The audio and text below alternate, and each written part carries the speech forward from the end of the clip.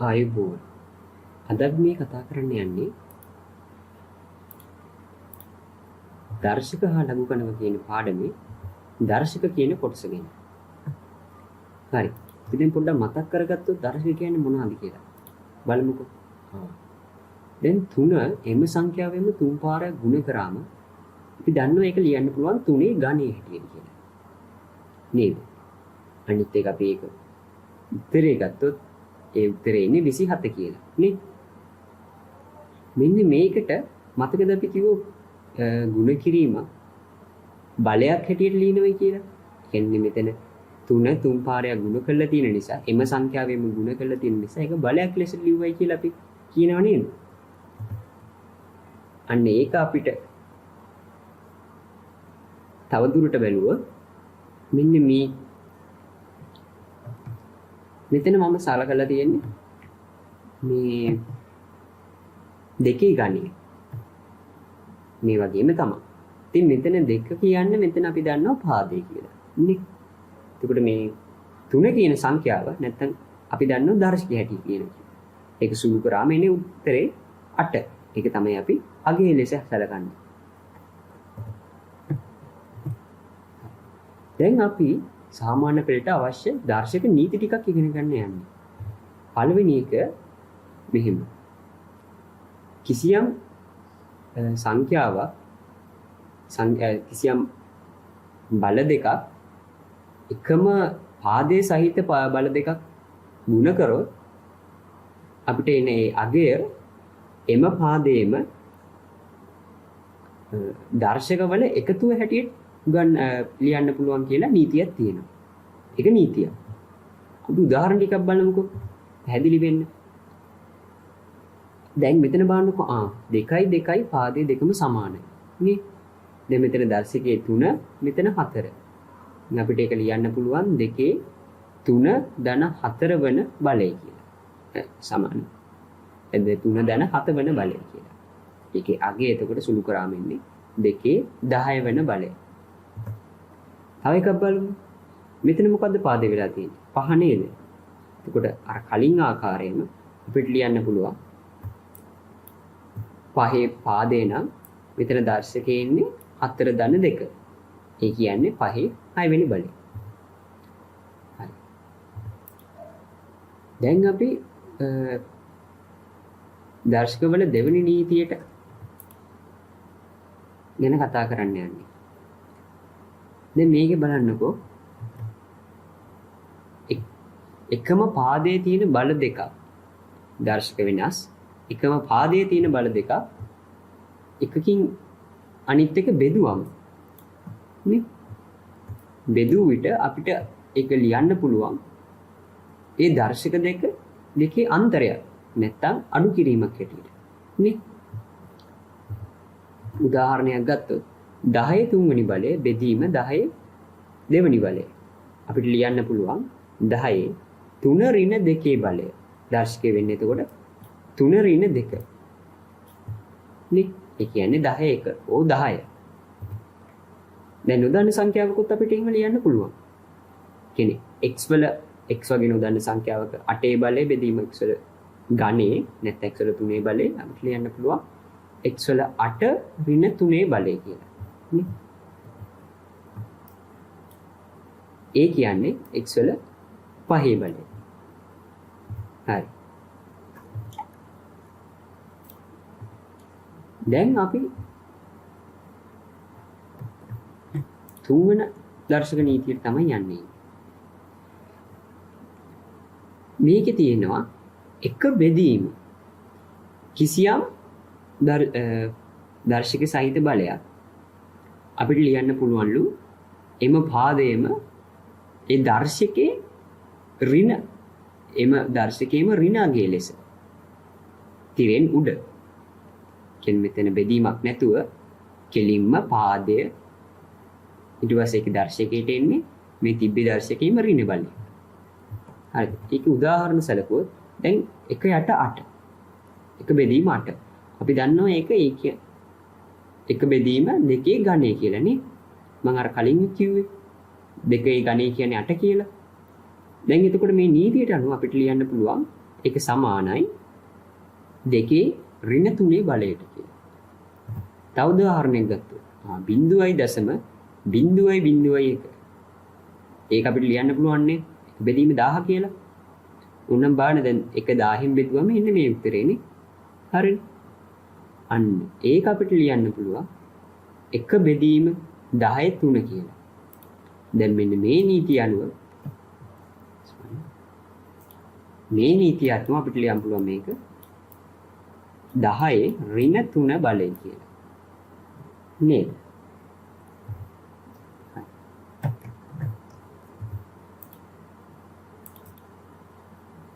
දැන් අපි තව මේ 4 වෙනි දර්ශක නීතිය බලන්න. A වල බිඳුවේ බලය සමානයි 1ලු. එක නීතියක්. අපිට ඒ කියන්නේ අපිට තේරුම් ගන්න ඕනේ කිසියම් සංඛ්‍යාවක් ඒක නොදන්න සංඛ්‍යාවක් මේ වගේ x y a වගේ නොදන්න සංඛ්‍යාවක් වෙන්න පුළුවන්. නැත්නම් 1 2 3 වගේ අපි දන්න නැත්නම් භාග ගාණක් වගේ කිසියම් සංඛ්‍යාවක් වෙන්න පුළුවන්. ඒ ඕනම දෙයක් බිඳුවේ බලයේ තියෙන විට ඒක අපිට ලියන්න පුළුවන් එක ලෙස. උදාහරණයක් විදිහට ගත්තොත් x මේ a වගේම පාදයේ x වෙන විට එහි බිඳුව බලය අපිට එක ලෙස ලියන්න පුළුවන්. නැත්නම් මෙහිම සංඛ්‍යාවක් වුණා 11 බිඳුවේ බලය 1යි. ඒ වගේම තව නීතියක් තියෙනවා a වල එකේ බලය සමානයි a කියලා. ඒ කියන්නේ ඕනෑම අරක වගේම ඕනෑම පාදයක් තියෙන බලයකට දර්ශකයේ එක නම් අපිට උත්තරේ එම පාදයමයි කියලා අපිට ලියන්න පුළුවන්. කියන්නේ දර්ශකයක් නැතුව එම පාදේ විතරයි උත්තරේට එන්නේ. තේරුණාද? ඒ කියන්නේ අපි ඇත්තටම A වලින් දැන් A වර්ගය ගත්තොත් අපි A දෙපාරක් ගුණ කරනවනේ. මෙතන A එකපාර A විතරයි ගුණ කරන්නේ. මෙතන තව දර්ශකයේ එකට වැඩි සංඛ්‍යාවක් නැහැනේ. ඉතින් අපි A විතරයි ගුණ කරන්නේ. මෙතන අපි ලියන්නේ නැහැ මොකද? මොකද එකපාරයි අපි තියෙන්නේ. හරි. ඒ උදාහරණ හැටියට ගත්තොත් මෙන්න මේ වගේම අපිට ලියන්න පුළුවන් x වල එකේ බලය සමානයි x කියලා. නේ? මේ වගේම තවත් උදාහරණයක් 11 පාදයේ වෙනකොට ඒකේ එකේ බලය ආයිමත් 11යි. හරි. තව දර්ශක නීතියක් අපි බලමු. දැන් මේකේ තියෙනවා a වල n බලය. ඒක වාරයක් m බලය මේ m දර්ශකේ මෙහිම වැඩි කරනවා. ඒ කියන්නේ මේක වැඩි කරන්න අපි සංඛ්‍යාවකින් නෙමෙයි. මේ a වලින් වැඩි කරන්න මොකෙන්ද දර්ශකයකින්. නේද? අපිට මෙන්න මෙහිම කොයි හරි දැක්කොත් අපිට ඒක ලියන්න පුළුවන්ලු එම පාදයේම n වැඩි කිරීම n වල දර්ශකයක් ලෙසට. n වැඩි කිරීම n නැත්නම් ගුණ කිරීම n වල දර්ශකයක් ලෙස. උදාහරණයක් විදිහට ගත්තොත් මෙතන 5 වර්ගය බලන්න මේ විදිහටම නේද තියෙන්නේ. 5 වර්ගයේ ඝනය ගත්තොත් 5 වර්ගය නැත්නම් 25 ඝනය ගත්තොත් අපිට ඒක ලියන්න පුළුවන් 5 පාදයේ 5 දර්ශකයේ 3 වැඩි කිරීම 2 3 වැඩි කිරීම 2 ඒ කියන්නේ 5 6 වෙනි බලය නේ. ඒ වගේම ඍණ බලයකුත් අපි ඍණ දර්ශකයක් තියෙන එකකුත් සලකමුකෝ. දැන් 7 ඍණ 1 බලය වැඩි කිරි ඒකට අපි වැඩි කරනවා 5 දර්ශකේ. එහෙම තිබ්බම අපිට ඒක ලියා ගන්න පුළුවන් 7 ඍණ 1 දර්ශකේ වැඩි කිරීම 5. මේ එතකොට මුළු දර්ශකේ වෙන්නේ ඍණ 1 වැඩි කිරීම 5. ඒක තමයි දර්ශකය. එතකොට ඒ බලය අපිට ලියන්න පුළුවන් 7 ඍණ 5 කියලා. නේද? මේක අපහැදිලි නම් ඕගොන්ට අපි ගණන් කරනකොට මේක වඩාත් තේරෙයි. දැන් මෙතන බලන්නකෝ.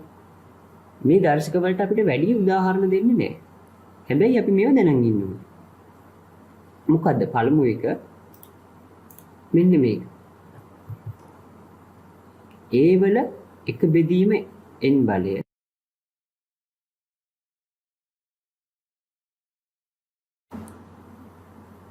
ඒක අපිට ලියන්න පුළුවන් ඒ වල මූල n ලෙස. හරිද?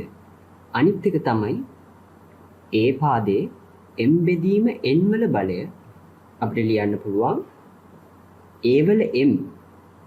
ඉතින් ඒ වල m ගත්තොත් ඒක වෙනම. හරිද? අන්න ඒ වල m කියන සංඛ්‍යාවේ n වන මූලය. හරිද?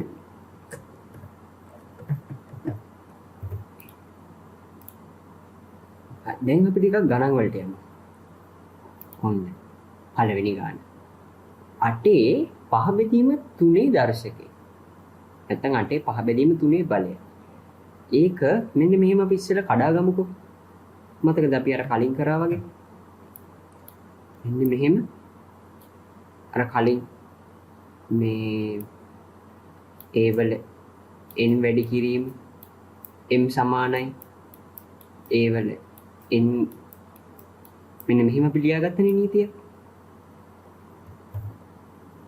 අන්න ඒක පාවිච්චි කරලා අපි මෙන්න මේක කඩාගත්තා. ඊට පස්සේ අපි මේකත් කඩා ගන්න මේ අයුරින්. අපි ඉස්සෙල්ලා මේ 8 ලියා ගන්න දෙකේ ඝනය ලෙස. අපිට එහෙම ලියන්න පුළුවන් නේ. හරිද? අන්නේ දෙකේ ඝනය ඊට පස්සේ අර ඉතිරි වෙච්ච දර්ශකයෙන් කොහොමද වැඩි කරන්න ඕනනේ. ඉතින් ඒ විදිහට අපි ලියනවා. දෙකේ ඝනය වැඩි කිරීම 5. එළියේ අර තාම 3න් 1 බලේ තියෙනවා එහෙම. දැන් ඊට පස්සේ ඔයගොල්ලෝ දැක්කද මෙන්න මේ 3ට මෙන්න මේ 3 කපන්න පුළුවන් කියලා. නේද? එතකොට අපි තව සුළු වෙනවා කොහොමද 2 5 බලය කියලා. ඉතින් 2 5 බලය කියන්නේ ඕගොල්ලෝ මොකක්ද ගණි සුළු කරලා බලන්නකො උත්තරේ එන්නේ 32 කියලා. හරි. දැන් අපි මෙහිම p පාදයේ වෙන අවස්ථාවක් ගමුකෝ. මුන්න මේක p ඝණය වැඩි කිරීම p වල ඍණ 1 බෙදීම p නේ. දැන් ඒක ගත්තොත් මෙතන අපි ඉස්සෙල්ලම මෙන්න මේ ලවයේ තියෙන කොටස අපි ලියා ගන්නවා. අර කලින් නීති එකම පාදේ නිසා මෙතන තියෙන්නේ අපි දර්ශක ටික එකතුව ලියා ගන්න. 2 ධන ඍණ 1. 2 ධන ඍණ 1 කියන්නේ 2. ඒ කියන්නේ p වල දෙකේ බලය. එතකොට අර මේකට අපි වෙනසක් කරේ නැති නිසා අර හරේ තියෙන එක එහෙම්මම තියෙනවා. ඒ කියන්නේ p. දැන් මෙතනට ආවට පස්සේ අපිට ආයිමත් ලියන්න පුළුවන් අර බෙදීමේ නීතිය.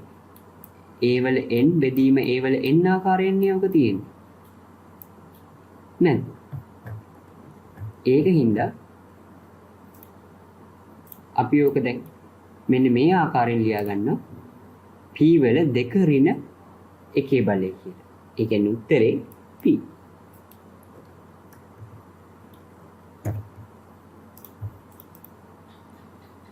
හරි. තුන්වෙනි ගානේ. දැන් මෙන්න මේ ලොකු සංඛ්‍යාවක් ඒක අපිට සුළු කරන්න කියලා තියෙනවා. බලමු කොහොමද සුළු කරන්න කියලා. ඉස්සෙල්ලම මොකෝ අපි කරන්නේ? මෙන්න මේකේ ආකාරයට අපිට පුළුවන් තරම් පොඩියට කඩා ගන්න බඩු. ඉස්සෙල්ලම අපිට කඩා ගන්න ලේසි අපි දන්නවනේ 4 කියන්නේ 2 වර්ගය කියලා. ඉතින් අපි ඉස්සෙල්ලම මේ ආකාරයෙන් ලියා ගන්නවා. ඊට පස්සේ අන්ටික එහෙමම තියෙනවා. ඊට පස්සේ අපිට මේ හරේ ලවයේ තියෙන කොටස් ටික වෙන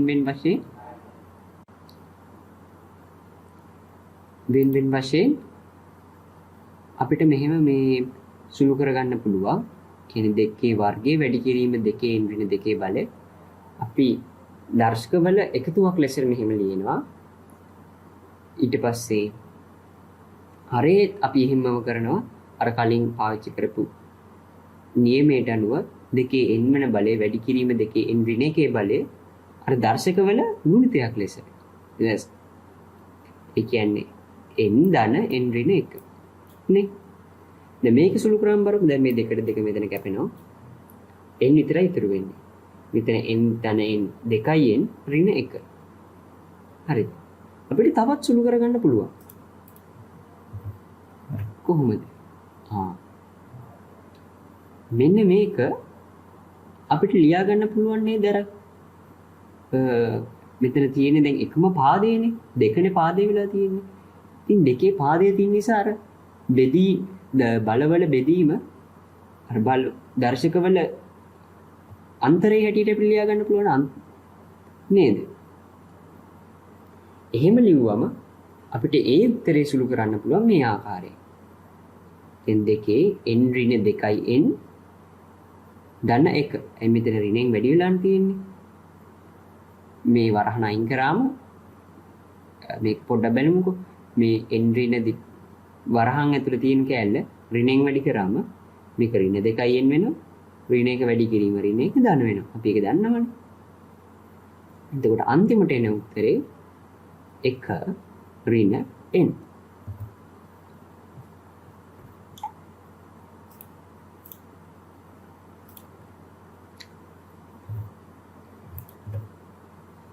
දැන් මේකත් සුළු කරන්න අපිට තියෙන්නේ. පොඩ්ඩක් ඉතින් ලොකු ගාණක් වගේනේ. හැබැයි එච්චර අමාරු නෑ. බලමුකෝ.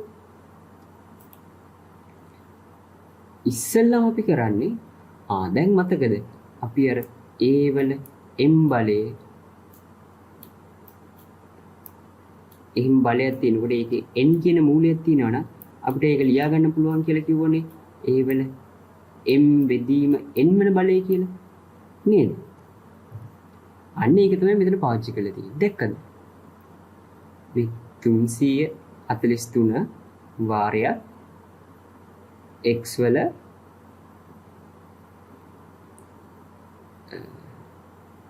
තුනේ බෙදීම දෙකේ බලය. සමා වෙන්න මේක මෙතනම නෙමෙයි පාවිච්චි කරලා තියෙන්නේ. මෙතන පාවිච්චි කරලා තියෙන්නේ ඇත්තට මෙන්න මේ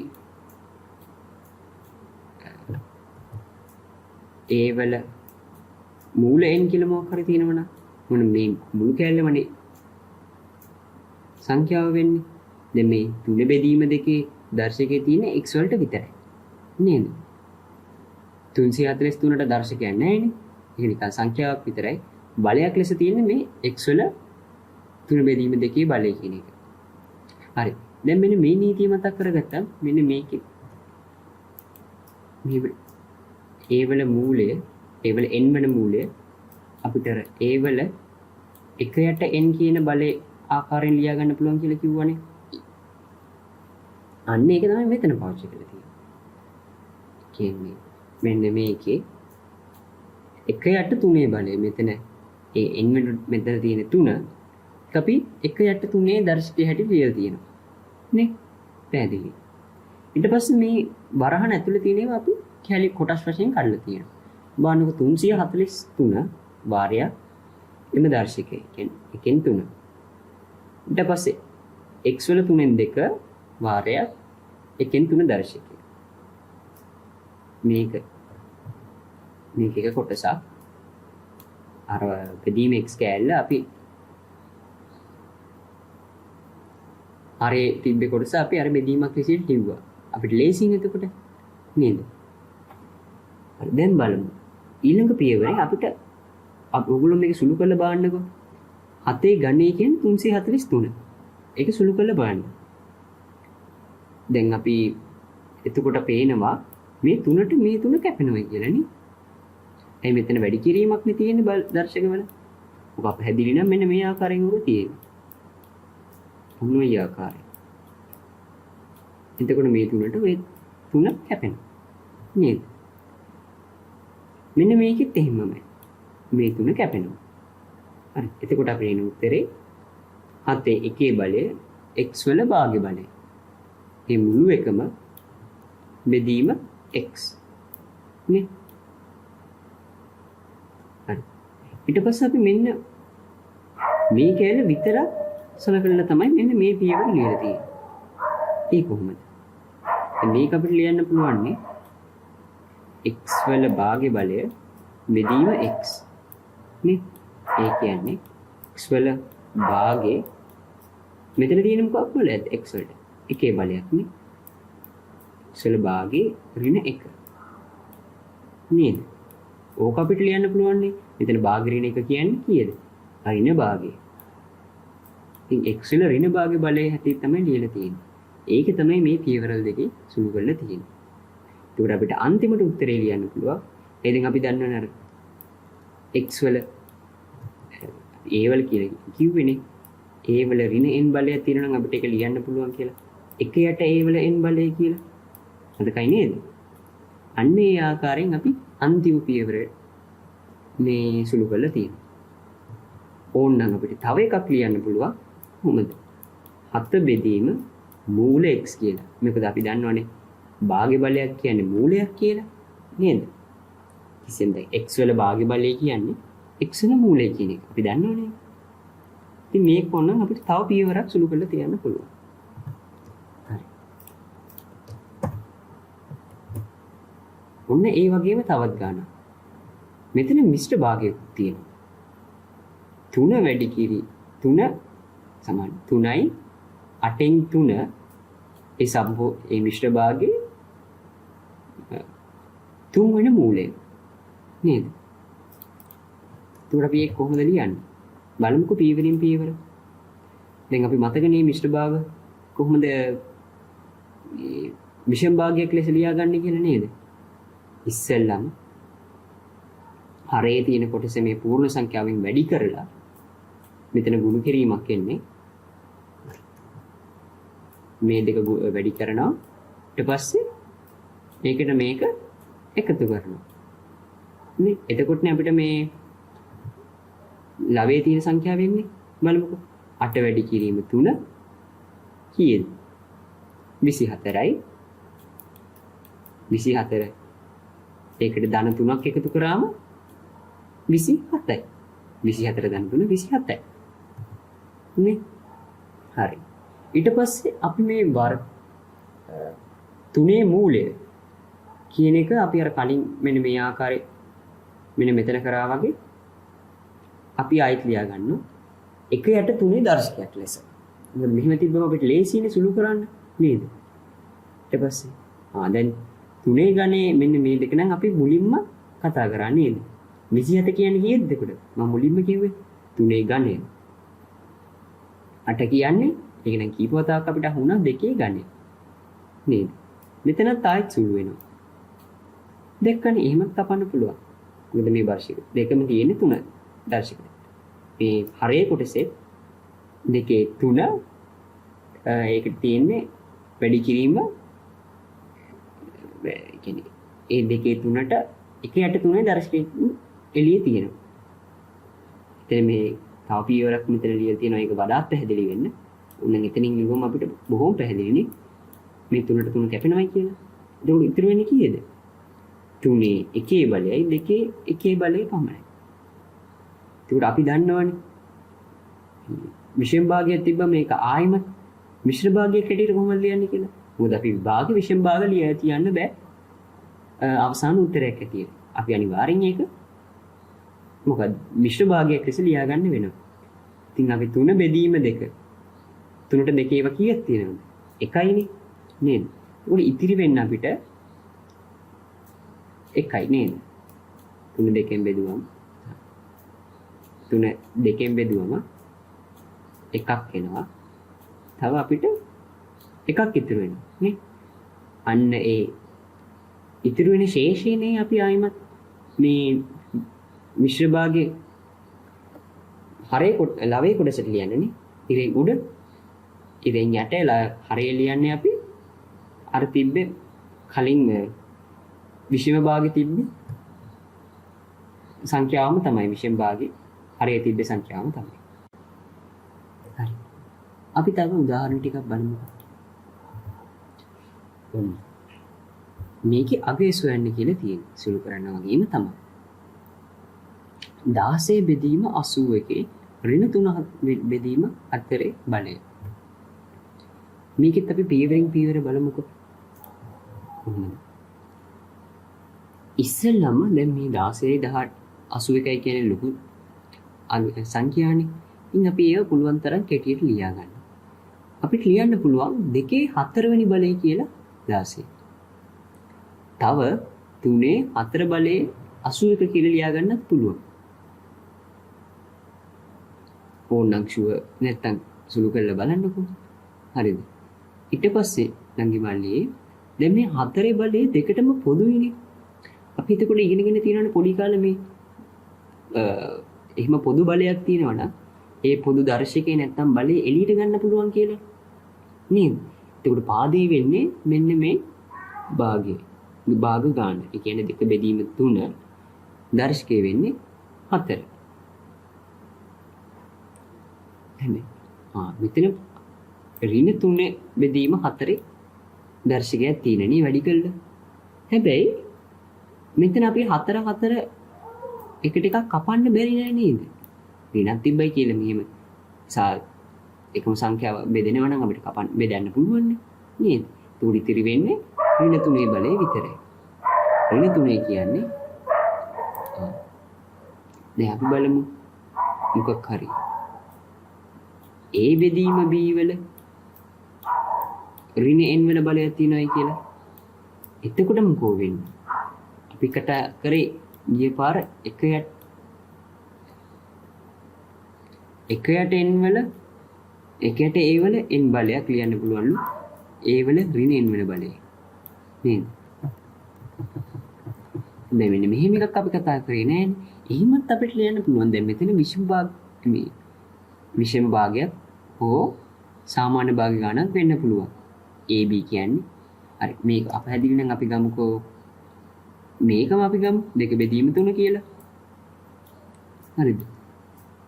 2 බෙදීම 3 ඍණ 3 බලයනේ මෙතන තියෙන්නේ නේද? එතකොට අපි ඔක ලියාගන්නේ මෙහෙම කියලානේ. 1 බෙදීම 1 යට 2 බෙදීම 3. ඒකේ ගණය. ඒක අපහැදිලිනේ. හැබැයි අපිට ඕක ලියා ගන්න පුළුවන් මේ ආකාරයෙන්. 3 බෙදීම 3 ගණය කියලා. ඇත්තට මේ පියවර අපිට ඕනෙත් නැහැ. මේක ඇත්තටම වෙන්නේ මොකක්ද එතකොට? පරස්පරයෙන් එක තමයි. දැන් මේ 2 බෙදීම 3 පරස්පරය ගන්න. එතකොට 3 බෙදීම 2 වෙනවා ඒක. අර මං හිතන පෙන්නුවේ ඒක වෙන විදිය. හැබැයි ඒක පැහැදිලි නිසා අපිට මෙහෙම ලියා ගන්න පුළුවන්. පරස්පරයවම මේ ඍණ දර්ශකේ ධන වෙනවා. හරිද? අන්න ඒකයි මෙන්න මේ මෙතන කරලා තියෙන්නේ. මෙන්න මේ පියවරට යනකොට. ඊට පස්සේ අපි මේක දැන් මෙහෙම උත්තරේ තියන්න බෑනේ. මොකද අපි අවසාන උත්තරේ තියන්න ඕනේ මිශ්‍ර සංඛ්‍යාවක් හැටියට.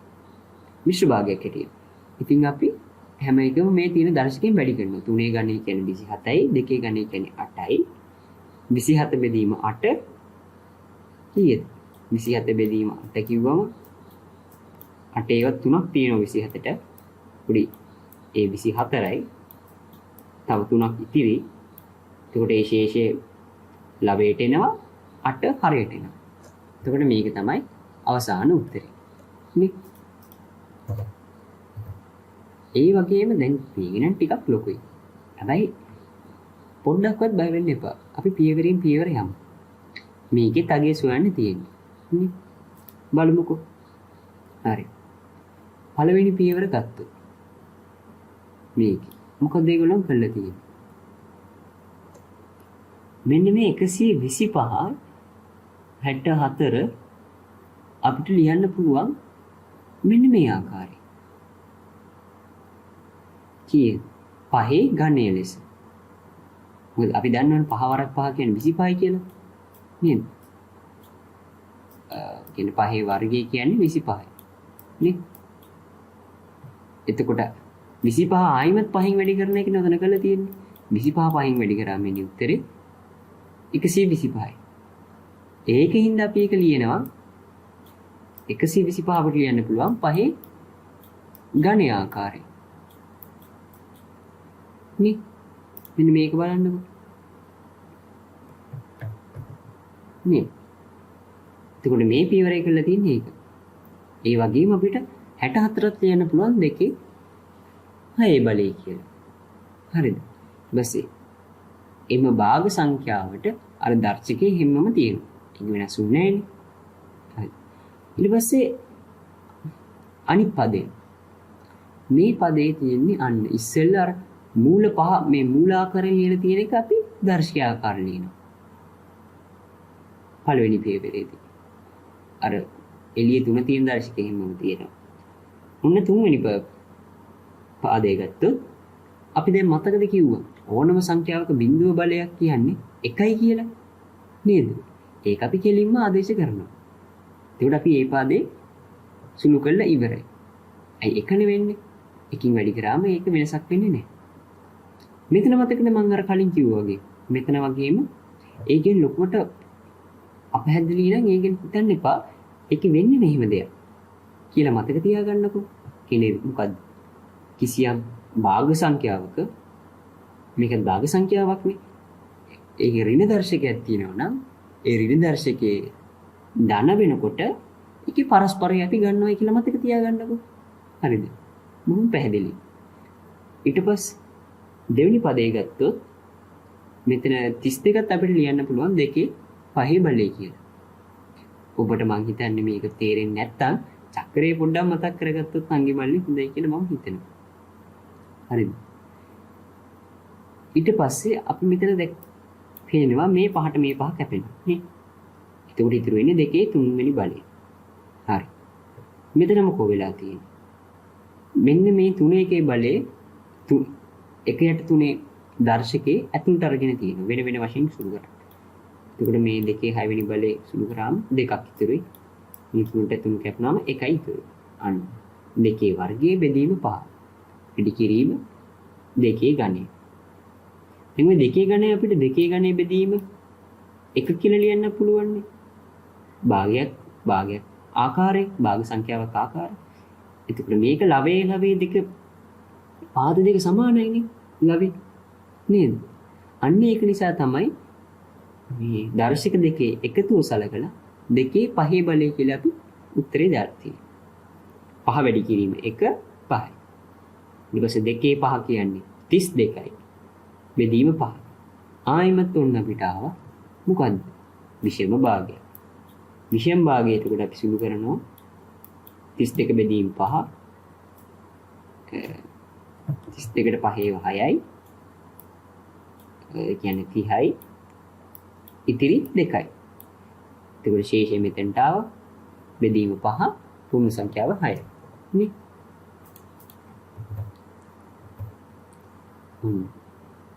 තව ගානක් අපි සලකමු. මේකේ තියෙන්නේ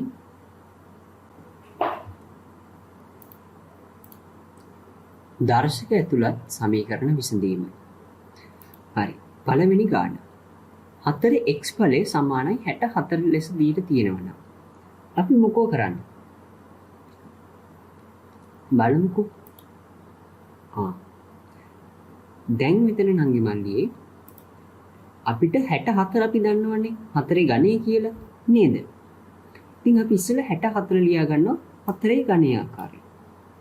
එතකොට මෙන්න මෙහෙම දෙයක් තියෙනවා. මේන් ගැන පොඩ්ඩක් අමතක කරන්නකෝ. මෙන්න මේ a වල n බලය සමානයි a වල m බලය ලෙස සමීකරණයක් තියෙනවනේ. ඒ කියන්නේ මෙතන පාද දෙක සමානයි හැබැයි දර්ශක දෙක අසමානයි. අන්න එහෙම සමානතාවයක් තියෙනවනම් අපිට එකපාරට ලියන්න පුළුවන් n සමානයි m කියලා. ඒ කියන්නේ දර්ශක දෙක සමානයි කියලා.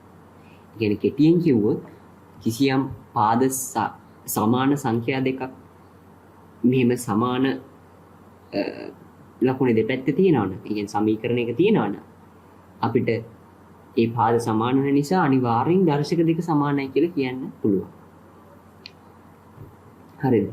අන්න ඒක නිසා තමයි එතන අපිට බය නැතුව දාන්න පුළුවන් x සමානයි 3. ඒ කියන්නේ දර්ශක දෙක සමාන නිසා x සමානයි 3. එතකොට අපි මේ සමීකරණේ විසඳලා ඉවරයි. අනිත් ගාන x වල ගණේ සමානයි 343. දැන් බලන්නකො වෙනස මෙතන x තිබ්බේ දර්ශකයට. දැන් මෙතන x තියෙන්නේ පාදයට. එතකොට පොඩ්ඩක් වෙනස් වෙනවා අපි සුළු කරන විදිය. දැන් අපි මෙතන දර්ශක දෙක සමාන වුණාම අපි මෙන්න මෙහෙම එකක් සලකනවා. මේක ගැන පොඩ්ඩක් ගාන ගැන පොඩ්ඩක් මතක් කරලා මේකට හිතේ යොමු කරන්නකෝ. n වල a බලය සමානයි m වල a බලය ආකාරයෙන් සමීකරණයක් තියෙනවා. මොකද්ද? මෙතන පාද දෙක අසමානයි හැබැයි දර්ශක දෙක සමානයි. හරිද? ඒක තමයි තියෙන වෙනස. මෙතන දර්ශක දෙක සමාන වෙන නිසා අපිට අනිවාර්යෙන් පාද දෙකත් සමාන කියලා ලියන්න පුළුවන්. ඒක නීතියක් වගේ. දැන් මතකද එතකොට? අපි කලින් කතා කරේ a වල n බලය සමානයි a වල m බලය ආකාරයෙන් තියෙනවා නම් එතන n සමානයි m කියලා අපිට ලියන්න පුළුවන් කියලා කිව්ව නේද? මෙතන මොකද තියෙන්නේ? n වල a බලය. ඒ කියන්නේ පාද දෙක අසමාන නම් මම අර කියපු විදිහට දර්ශක සමාන නම් මේ පාද දෙකත් සමාන වෙනවයි කියලා අපිට බය නැතුව කියන්න පුළුවන්. ඒ දෙකත් අපිට නීති වගේ මතක තියාගන්න පුළුවන්. මේකේ සටහනක් දාගත්තත් කමක් නැහැ. හරිද? ඔන්න ඒ නිසා තමයි අපි මෙතන පාද දෙක සමානයි කියලා කෙලින්ම ගත්තේ. මොකද දර්ශක සමාන නිසා. ඇයි අපිට 343 ලියා ගන්න පුළුවන් 7 ගණනේ හැටියට? මොන්නම් සුළු කළ බලන්න. ගානට 343 එනවා. හරි. දැන් මේ තුන්වෙනි ගාන පොඩ්ඩක් විතර ලොකුයි වගේනේ. මේ බලමු. කිසි අමාරුවක් නැහැ. 3 වැඩි කිරීම 9 මෙන්න මේ 2යි x ඍණ 1 බලයක් තියෙනවලු. සමානයි 27 ඍණ x වන බලයලු. හරි. දැන් ඒක සුළු කරන්න අපිට තියෙන්නේ. දැන් අපි 9 ලියා ගන්න පුළුවන් 3 වර්ගයේ ලෙස නේද? ඊට පස්සේ 27ක් ලියා ගන්න පුළුවන් 3 ඝනයේ ලෙස. නේ? මේ 3 ඝනය කියන එක ඒකලුම අර මේ ආකාරයෙන් ලියන්නේ නැතුව ඒකලුම එකපාරටම ලියලා තියෙනවා. මොකද්ද? මේ දෙක එකට අරගෙන. නේද? එතකොට ඊළඟ පියවරේ මෙන්න මේ පදේ විතරක් සලකන්නකො. අපි දැන් මේ පදේ සලකන්න. ඒ පදේ මේ 3 ඍණ x වලින් වැඩි කරාම ඍණ 3x ආකාරයෙන් ලියලා තියෙනවා. හරිද? දැන් ඊට පස්සේ මේක මේ ආකාරයෙන් ලියලා ඊට පස්සේ දෙක වාරයක් වරන් වල 2x ඍණ 1. හරි. දැන් බලන්නකො. මෙන්න මෙතන පාද දෙක සමානයි. දර්ශක දෙක දෙක මොකද්ද කරන්න පුළුවන්? එකතු කරන්න පුළුවන් නේද? අන්න ඒක තමයි නංගි මල්ලිය කළා තියෙන්නේ. මෙන්න මෙතන තියෙන්නේ මෙන්න මේ කොටසේ සුළු කිරීම. එතකොට ඒකට එකක් එකව කරාම තමයි අපිට මේ සමීකරණේ වම් පැත්තේ එන්නේ. දැන් ආයෙත් බලන්නකො. මෙතන මොකද? පාද දෙක ආයෙත් සමානයි. එතකොට අර මෙන්න මේ ආකාරය අපි කරපු ගානම තමයි. අනිවාර්යයෙන්ම දර්ශක දෙක සමාන වෙනවා. ඒකින්ද අපිට මේ ආකාරයෙන් ලියා ගන්න පුළුවන්. දැන් මේක සුළු කරාම අපි සමීකරණයක් සුළු කරන්න අර නොදන්න සංඛ්‍යාව එක පැත්තකට ගන්නවනේ නේද? ඉතින් ඒකයි අපි කරලා තියෙන්නේ. මේ ඍණ 3x එක මේ පැත්තට අරගෙන ධන 3x මේ ටික මේ පැත්තට ගත්තම මේ ආකාරයෙන් එන්නේ. ඍණ 2 2 වෙනවා. ධන 1 ඍණ 1 වෙනවා. නේද? ඒක සුළු කරාම අපිට එනවා 7x සමානයි 1 කියලා. එතකොට ඕක අපි දෙපැත්තෙම 7න් බෙදනානේ අපි මේ උත්තරේ ගන්න නේද? මොකද මේක 7න් බෙදුවම අපිට ඉතුරු වෙන්නේ x විතරයි. මේ 4 7 කැපෙනවා. උඩ අපිට උත්තරේ එනවා 1 යට 7 කියලා.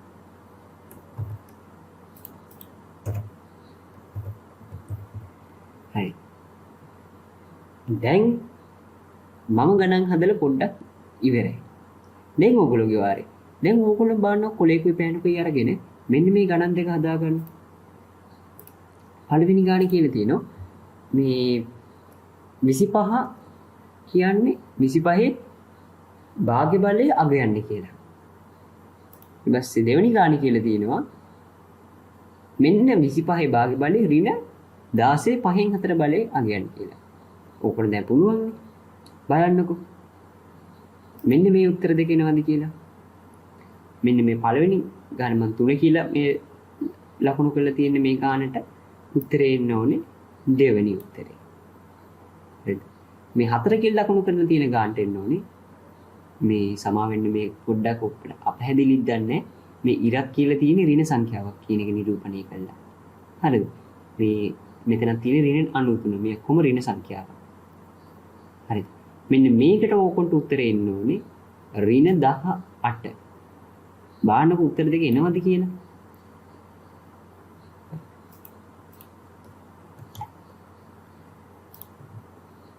දැන් ඔබට පෙළ පොත් ටික තියෙනවනේ. අන්න ගෙදර වැඩට මම දෙනවා ඒ ටික කරන්න. පෙළ පොතේ 2.1 අභ්‍යාසයේ, ඒ කියන්නේ 19 වෙනි පිටුවේ 2.2 අභ්‍යාසයේ 21 පිටුවේ. මේ දෙකම තියෙන්නේ ඔයගොල්ලෝගේ 11 ශ්‍රේණියේ පළවෙනි කොටසේ. මට අන්න ඒ ඔබට මේ පොළපොත තියෙනවා නම් මේ පෙළපොත අතට අරගෙන බලන්න ඔබට ගෙදරින්ම අභ්‍යාස ටික කරන්න පුළුවන් දැන් ඔක්කොම. ඔබට සුබ දවසක් වේවා. ආයුබෝවන්.